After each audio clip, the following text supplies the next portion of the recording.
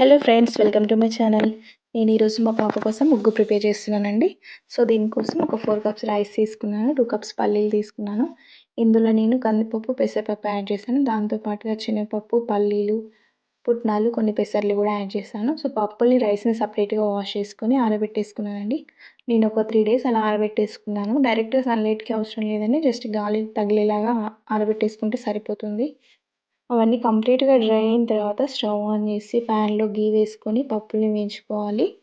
సిమ్లో పెట్టి వేయించుకుంటే మంచిగా వేగుతాయండి, లేదంటే తొందరగా మాడిపోతాయి. సో దానివల్ల ఉగ్గు టేస్ట్ అంతా పాడైపోతుంది. సో అలా సిమ్లో పెట్టుకొని వేయించుకోండి.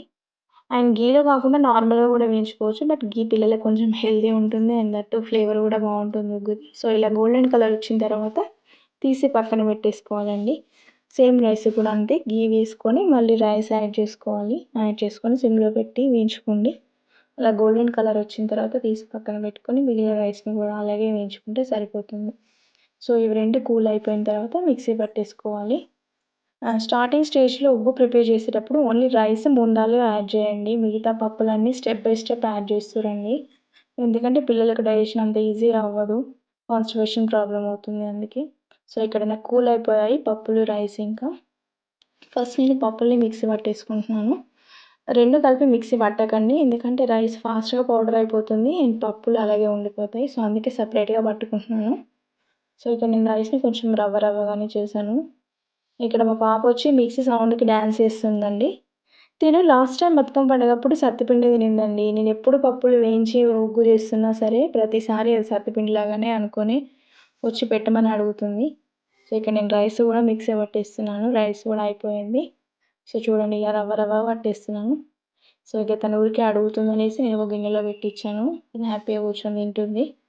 సో ఈ ఉగ్గు అంతా తినకు ఒక 1 మంత్ వరకు వస్తుందండి. నేను జస్ట్ తినకు ఒక మార్నింగ్ ఒకసారి, నైట్లో ఎప్పుడైనా తను కొంచెం హెల్త్ బాగాలేక సిక్గా ఉన్నప్పుడు రైస్ తినకపోతే ఆ టైంలో నేను నార్మల్గా తనకి నైట్లో కూడా పెడతాను.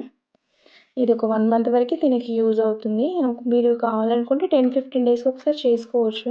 జస్ట్ ఇప్పుడు నేను 4 కప్స్ రైస్ తీసుకున్నాను, దానిలో మీరు 2 కప్స్ రైస్ తీసుకొని 1 కప్ పప్పులు తీసుకుంటే సరిపోతుంది. 10-15 డేస్కి ఒకసారి ఫ్రెష్గా చేసుకుంటే సరిపోతుంది.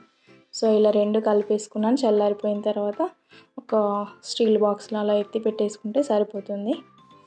సో స్టార్టింగ్ స్టేజ్లో ఎందుకు వద్దనంటే కాన్స్టిపేషన్ అవుతుందండి. కొంతమందికి పిల్లలు పడదు, కొంతమంది మోషన్స్ అవుతాయి, లేదంటే కాన్స్టిపేషన్ ఉంటుంది, గ్యాస్ లాగా అవుతుంది. సో చూసి ఏది పడుతుందో ఆ పప్పులు మాత్రమే యాడ్ చేసుకుంటే సరిపోతుంది. అండ్ వాటర్ కూడా పిల్లలకు మంచిగా పట్టించాలండి ఉగ్గు తినే టైంలో.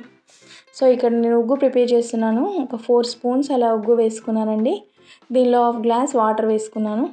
సో నేను పప్పులలో డ్రై ఫ్రూట్స్ అలా ఏమి యాడ్ చేయలేదండి ఉగ్గు ప్రిపేర్ చేసేటప్పుడు, ఎందుకంటే నేను ఆల్రెడీ డ్రై ఫ్రూట్స్ని వేయించి పౌడర్ చేసుకున్నాను.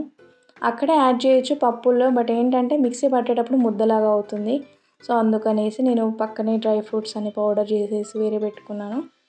ఇలా ఉగ్గులో ఇప్పుడు డైరెక్ట్ 1-1.5 స్పూన్ యాడ్ చేసుకుంటే సరిపోతుందండి. అండ్ పాలల్లో కూడా అప్పుడప్పుడు కలిపి పెట్టచ్చు, అందుకోసమని నేను వాటిని సపరేట్గా పెట్టుకున్నాను. ఇలా డ్రై ఫ్రూట్స్ కలిపాక ఒక 10-15 మినిట్స్ ఉగ్గును నానబెట్టేసుకుంటే బాగుంటుందండి. పిల్లలకి ఎప్పుడైనా ఇలా 10 మినిట్స్ అయినా, మినిమం ఒక 10 మినిట్స్ అయినా నానబెట్టి పెడితే ఏంటంటే వాళ్ళకి డైజెషన్ బాగుంటుంది అండ్ గట్ హెల్త్కి కూడా చాలా మంచిదండి. సో ఇలా స్టవ్ ఆన్ చేసి నేను ఒక 1/2 గ్లాస్ వాటర్ వేసుకున్నాను. ఆల్రెడీ 1/2 గ్లాస్ ఉగ్గులో పెట్టేసుకున్నాను. సో అందుకోసం ఇక్కడ ఒక 1/2 గ్లాస్ సరిపోతుంది. అండ్ ఎప్పుడైనా సరే రైస్ పెట్టే వాళ్ళ పిల్లలకి కూడా కొంచెం ఒక 10-15 మినిట్స్ అయినా, మినిమం ఒక హాఫ్ అన్ అవర్ అయినా రైస్ నానబెట్టి పెట్టండి. సో సోక్ చేసిన ఫుడ్ ఎప్పుడు పిల్లలకు చాలా మంచిది, పిల్లలకే కాదు మనకు కూడా. సో బిఫోర్ ప్రిపరేషన్ ముందు కొంచెం నానబెడితే బాగుంటుంది. దానివల్ల ప్రిపరేషన్ కూడా ఫాస్ట్గా అయిపోతుంది, ఉగ్గు కూడా తొందరగా అయిపోతుందండి. కొంచెం 6 మంత్స్ 1 ఇయర్ లోపు పిల్లలకైతే కొంచెం వాటర్ ఎక్కువ యాడ్ చేసి, నేను 1/2 గ్లాస్ వాటర్ వేసాను, మీరు ఇంకో గ్లాస్ వాటర్ ఎక్కువ వేసుకోండి, ఎందుకంటే వాళ్ళ సెర్లాక్ లాగా స్మూత్గా అవుతుంది. సో మా పాప నార్మల్గా రైస్ తింటుంది కాబట్టి నేను కొంచెం తనకి రైస్ తినేలాగానే ప్రిపేర్ చేశాను. మీరు కావాలంటే కొంచెం స్మూత్గా చేసుకోవచ్చు. అండ్ డ్రై ఫ్రూట్స్ పౌడర్ కూడా ఇలాగే వేసుకోండి, దీనివల్ల అప్పుడప్పుడు వాళ్ళకి పాలలో కూడా కలిపి పెట్టవచ్చు, తినడానికి ఈజీగా ఉంటుంది. అండ్ పప్పుల్ని స్టెప్ బై స్టెప్ యాడ్ చేసుకుంటూ రండి ఉగ్గులో, అలా అయితే వాళ్ళకి ఈజీగా డైజెషన్ అవుతుంది, ఇబ్బంది ఉండదు. సో నేను ఇక్కడ ప్రిపేర్ చేస్తున్నాను ఉగ్గును. ఇలా వస్తే సరిపోతుందండి. 1 ఇయర్ బిలో పిల్లలకైతే ఈజీగా తినేస్తారు. వాళ్ళకి తినడానికి ఈజీగా ఉంటుంది. కొంచెం మా పాపకి కొంచెం లైట్‌గా రైస్ లాగా చేస్తున్నాను. తనకి ఈ స్టేజ్‌లో ఇది బాగుంటుంది ఇలా చేస్తే. కావాలంటే మీరు ఇప్పుడు తీసి ఇది గిన్నెలో వేసాక చల్లారిన తర్వాత దానిపై ఇంకా కొంచెం నెయ్యి వేసి కూడా పెట్టొచ్చు. పిల్లలు తిన్నట్లయితే కొంతమందికి నెయ్యి స్మెల్ పడదు, పిల్లలు తినరు సరిగా. సో ఈ టైంలో కొంచెం గిన్నెలో వేసి దానిపైన నెయ్యి వేసి కూడా పెడితే పిల్లల వెయిట్ గెయిన్ కూడా బాగుంటుందండి దీనివల్ల. ఈ ప్యాకెట్ ఫుడ్స్ కాకుండా కొంచెం ఇలా మనం ఇంట్లో చేసిన హోమ్ మేడ్ ఉగ్గు పెడితే పిల్లలు హెల్తీగా ఉంటారు. అండ్ కొంచెం బలం కూడా చాలా ఇది. సో ఇలా ట్రై చేయండి వీలైతే. అండ్ నా వీడియో ఎలా ఉందో లైక్ చేసి, షేర్ చేసి, సబ్స్క్రైబ్ చేయండి.